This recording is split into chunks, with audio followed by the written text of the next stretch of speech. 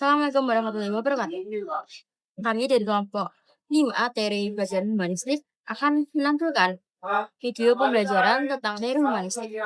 Sebelumnya perkenalkan, nama saya Aji Mutia dari NIM Akhir 137. Saya Safina Salsabila NIM Akhir 125. Saya Asiswa Sosial Maharani dengan NIM Akhir 126.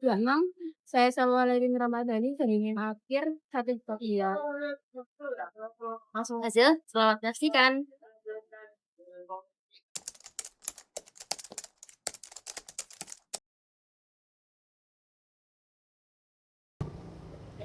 Teori humanistik merupakan salah satu persoalan pendidikan yang menempatkan makhluk hidup sebagai salah satu makhluk yang memiliki potensi luar biasa untuk berkembang secara utuh, baik secara intelektual, emosional, moral, maupun sosialnya.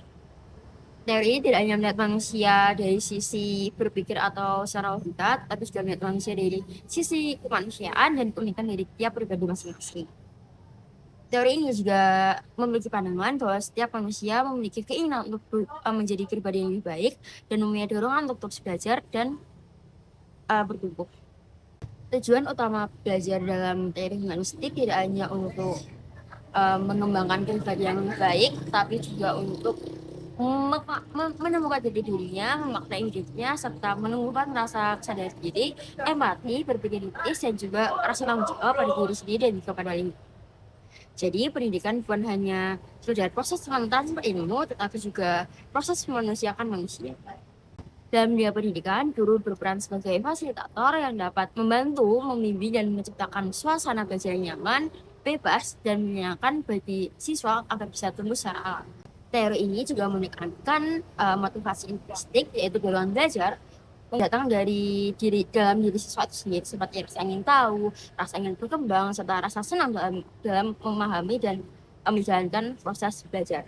Yang berikutnya ada tokoh-tokoh humanistik. Yang pertama ada David Cobb dengan model pembelajaran berpengalaman. Menurut David Cobb, proses belajar merupakan suatu siklus yang terdiri dari 4 tahap, yaitu pengalaman konkret, pengalaman reflektif, konseptualisasi abstrak, dan eksperimen aktif. Pada tahap pengalaman konkret, individu mengalami peristiwa secara langsung. Kemudian, melalui pengamatan reflektif, individu mulai merenungkan dan memahami makna dari pengalaman tersebut. Selanjutnya, dalam konseptualisasi abstrak, individu membentuk pengalaman dan teori berdasarkan refleksi yang dilakukan. Terakhir, pada tahap eksperimen aktif, teori yang telah dibentuk diuji dalam situasi nyata untuk memecah masalah. Tokoh kedua ada Hani dan Mabab. Berdasarkan pengembangan teori Cobb, Hani dan Mabab mengelompokkan pembelajaran menjadi 4 tipe gaya belajar, yaitu aktivis, reflektor, teoris, dan pragmatis. Aktivis merupakan individu yang antusias terhadap hal-hal baru dan gemar berkolaborasi. Reflektor cenderung hati-hati, analitis, dan suka mengamati sebelum bertindak. Ketiga, teoris lebih menekankan pada logika serta berpikir sistematis dalam memahami fenomena.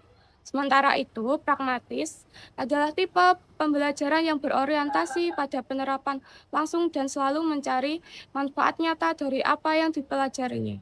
Selanjutnya adalah Jürgen Habermas. Menurut Habermas, belajar tidak terlepas dari interaksi dengan lingkungan dan terdapat 3 bentuk interaksi belajar, yaitu pertama, belajar teknis, penguasaan ilmu pengetahuan, dan teknologi untuk mengontrol alam. Yang kedua, belajar praktis yang membangun komunikasi dan hubungan sosial yang harmonis. Yang ketiga adalah belajar emansipatoris. Ini adalah tingkat tertinggi yang melatih kesadaran kritis untuk membebaskan diri dari belenggu sosial dan budaya, lalu melakukan transformasi. Jadi, dalam konteks humanistik, Habermas menekankan bahwa belajar bukan hanya tentang ilmu, tapi juga untuk kesadaran kritis dan kebebasan diri. Yang selanjutnya adalah taksonomi Bloom dan Cardwell. Bloom dan Cardwell membuat kerangka tujuan pembelajaran dengan 3 ranah, yaitu 1. Kognitif, kemampuan berpikir yang dari yang paling dasar, mengingat, hingga yang paling tinggi, mencipta. Yang kedua adalah efektif, pengembangan sikap emosi, nilai, dan karakter, seperti empati, tanggung jawab, dan juga menghargai orang. Ketiga adalah psikomotor, yaitu keterampilan praktis dan fisik yang digunakan dalam kehidupan nyata. Jadi, Bloom dan Cardwell menegaskan bahwa integrasi 3 ranah ini menciptakan pendidikan holistik, yang dimana siswa tidak hanya pintar, tapi juga berkarakter dan terampil. Maksud dari teori Abraham Maslow sendiri bahwa kita mempunyai tangga kebutuhan. Sebelum kita mencapai hal-hal yang sulit, sebelum kita mencapai nilai terbaik, kita harus memenuhi kebutuhan paling dasar terlebih dahulu. Nah, di sini ada tiga tingkatan kebutuhan tiga tingkatan kebutuhan. Yang paling dasar yaitu makan yang cukup, tidur yang cukup, dan mempunyai lingkungan belajar yang suportif. Yang lapisan kedua yaitu mempunyai kelompok belajar yang suportif dan guru yang bisa menjadi fasilitator. Setelah kebutuhan dua ini tercapai, kalian akan mempunyai motivasi belajar versi kalian sendiri yang terbaik. Kemudian ada teori belajar dari Carl Rogers. Peran guru sebagai fasilitator itu guru berusaha memahami kebutuhan dan ketertarikan kalian, lalu menyesuaikan dalam pembelajaran. Nah, kalian di situ didorong untuk aktif di kelas seperti bertanya, ikut ambil diskusi, dan punya inisiatif sendiri, bukan hanya duduk dan mendengarkan materi di kelas. Kunci dari semua ini adalah hubungan yang positif. Jika kalian merasa aman, dihargai, dan diterima di kelas itu, kalian akan lebih percaya diri untuk mencoba hal-hal baru dan berkembang dengan cara terbaik versi kalian sendiri. Prinsip-prinsip dari materi ini sendiri ada 8 poin. Yang pertama, tujuan jadi versi terbaik kalian sendiri. Bukan hanya cuma pintar dalam akademi, tapi juga perlu mengenal diri sendiri, percaya diri, berkembang, pintar, baik, terampil, mandiri, bisa ambil kendali atau keputusan untuk diri sendiri. Yang kedua, ada menjadi anak yang aktif, seperti tahu cara belajar yang terbaik untuk diri sendiri, menghargai diri sendiri, dan bisa mengembangkan potensi dan bakat untuk kemampuan yang terpendam. 3. Suasana kelas atau lingkungan belajar yang asyik dan nyaman.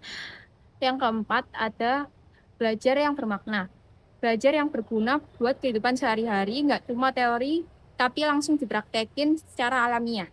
Kelima, guru berusaha memahami kebutuhan dan ketertarikan kalian, terus menyesuaikan pada pembelajaran dan pengajarannya. Yang keenam, ada develop 3 aspek sekaligus. Kalian akan dikembangkan dengan otak yang berpikir kritis dan kreatif, lalu hati yang punya empati dan karakter yang baik. Tindakan yang bisa menerapkan ilmu dalam kehidupan. Yang ketujuh, ada fleksibel dalam cara belajar. Bisa memakai berbagai metode, yang penting cocok buat kalian sendiri. Tujuan kalian belajar adalah berkembang secara optimal. Yang terakhir, ada perjalanan belajar yang berharga dengan hasil akhir. Yang dinilai nggak cuma nilai ujian, tapi perkembangan diri kalian, usaha keterlibatan, perubahan sikap yang positif dari kalian mempelajari sesuatu.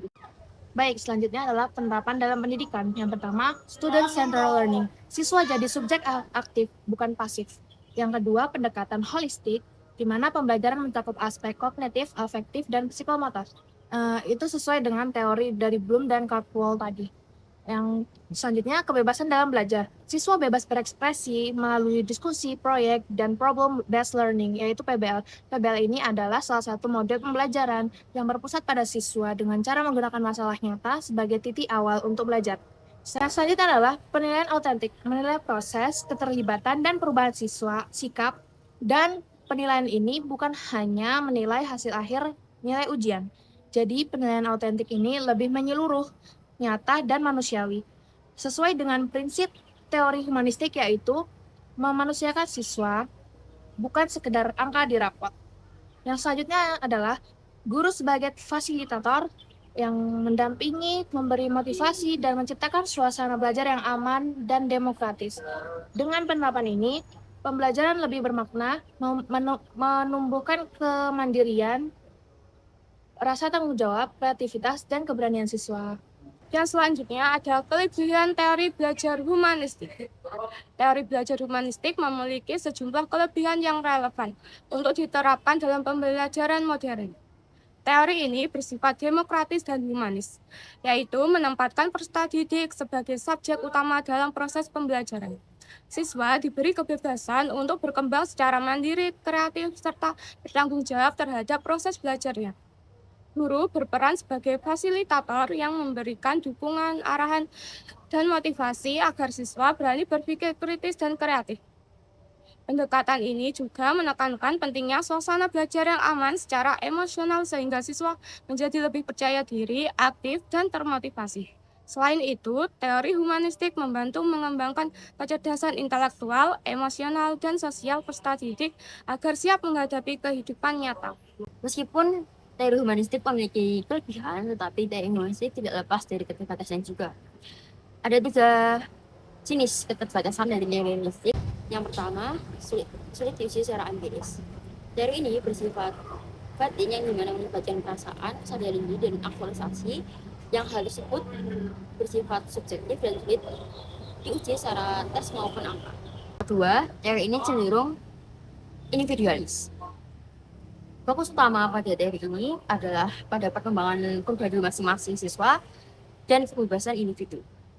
Sehingga aspek sosial dalam teori ini kurang ditekankan. Yang ketiga, kurang efektif untuk siswa pasif atau kurang sadar akan potensi diri. Teori ini menekankan motivasi dalam diri sendiri, maka akan kurang efektif untuk siswa yang masih belum percaya diri atau membutuhkan dorongan lebih dari luar. Selanjutnya adalah contoh praktis. Yang pertama, ini adalah studi kasusnya, dan di mana hasilnya siswa lebih empati dan bertanggung jawab. Yang kedua adalah ini, dan hasilnya siswa lebih semangat dan prestasi meningkat.